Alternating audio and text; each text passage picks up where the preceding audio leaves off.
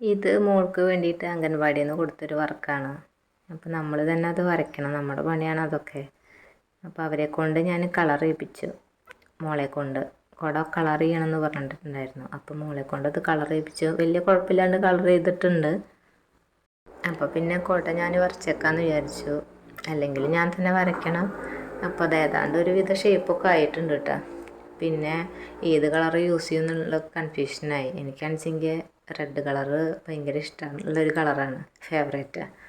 അപ്പോൾ എല്ലാത്തിലും പിന്നെ അത് യൂസ് ചെയ്താൽ ഒരു മെന ഉണ്ടാവില്ലല്ലോ എന്ന് വിചാരിച്ചിട്ട് ഞാൻ വേറെ കളറുകൾ യൂസ് ചെയ്യാമെന്ന് വിചാരിച്ചു. പിന്നെ നടുവിൽ തന്നെ റെഡ് കൊടുത്തു.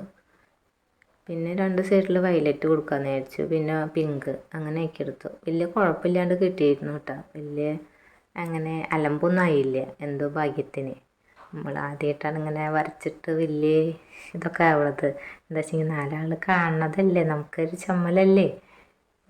അല്ലെങ്കിൽ അവൾ തന്നെ വിചാരിക്കില്ലേ എൻ്റെ അമ്മ ഇങ്ങനെ അലമ്പായിട്ട് വരച്ചു എന്ന്. അപ്പം അതുണ്ടാവാൻ പാടില്ല.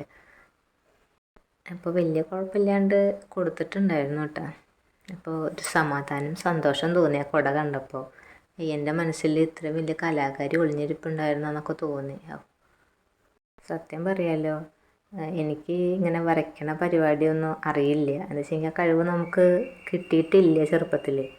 ഇപ്പം എന്തോ എവിടെ നിന്നൊക്കെ ഒരു ഉൾവിളി കേട്ട പോലെയാണ്. നമ്മളാണ്ട് വരച്ചിട്ടാണ്ട് പോയി.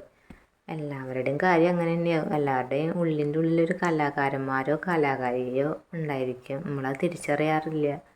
പിന്നെ ഇങ്ങനെ ഓരോ അവസ്ഥകളും സാഹചര്യങ്ങളും വരുമ്പോൾ നമ്മളത് പുറത്തെടുക്കേണ്ടി വരും. അപ്പോൾ ഇത്രയേ ഉള്ളൂ. ബായ്.